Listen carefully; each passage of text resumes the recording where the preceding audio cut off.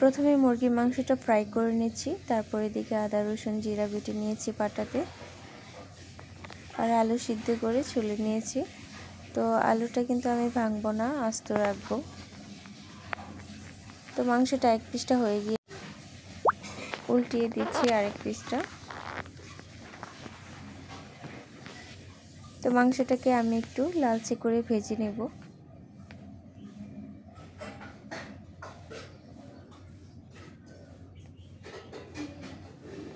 তারপর আমি কড়াইয়ে তেল দিয়ে আদা রসুনগুলো দিয়ে দিচ্ছি।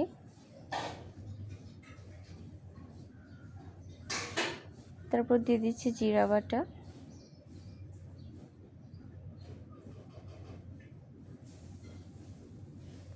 তো বাদামি কালার করে ভেজে নিচ্ছি আমি। দিয়ে দিলাম স্বাদ মতো লবণ,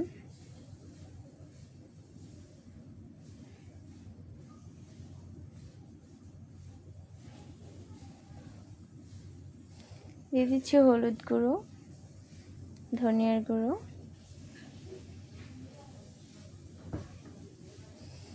দিয়ে দিচ্ছি মরিচের গুঁড়ো,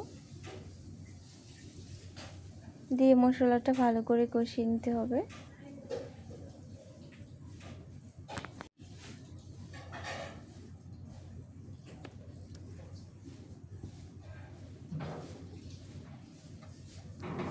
তো মশলাটা কষানো হয়ে গেলে এখানে আমি আলু সিদ্ধ করে রাখা ওটা এখানে দিয়ে দিব।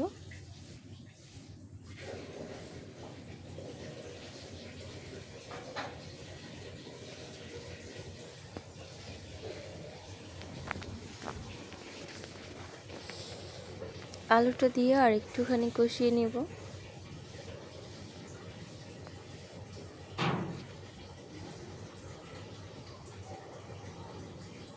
দেখেন কালারটা কতটা সুন্দর হয়েছে আর দেখতে কতটা লোভনীয় লাগছে।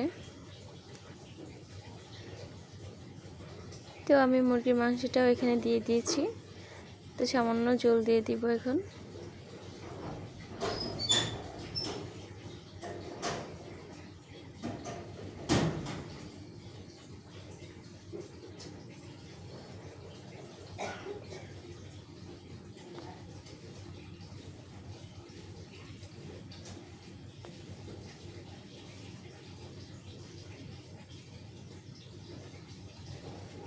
এখন আমি তরকারিটা হওয়ার জন্য যতটুকু জল প্রয়োজন ছিল দিয়ে দিয়েছি।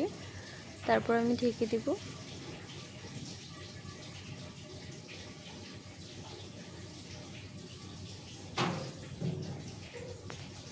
আর এদিকে বিকাল টাইমে ঘুরতে গিয়েছিলাম, তাই একটু দুষ্টামি করছি হাঁটতে হাঁটতে।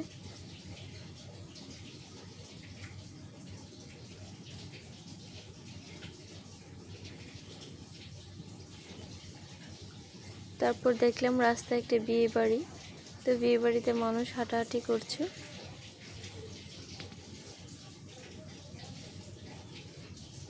আর এদিকে আমি করলা কেটে নিচ্ছি। তো করলা ফ্রাই করব।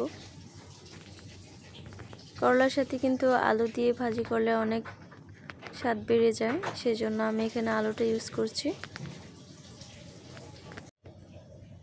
তো আমি একদম পাতলা পাতলা করে স্লাইস করে কেটে নিচ্ছি, যেন তাড়াতাড়ি ভাজা ভাজা হয়ে যায়।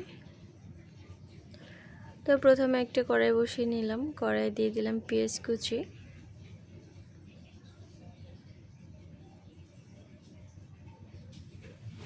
তো পেঁয়াজটাকে একটু ভেজে নেব।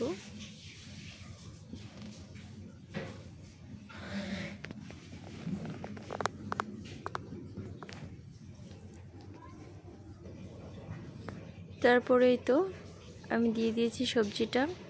এখানে করলা আর আলু একসাথে দিয়ে ফ্রাই করে নিচ্ছি। তো অনেকক্ষণ ভাজার পরে কিন্তু লালচে হয়ে আসছে, আর এরকম লালচে লালচে করে ভাজাটা অনেক ভালো লাগে খেতে, আর দেখতেও কিন্তু সুন্দর লাগে অনেকটাই।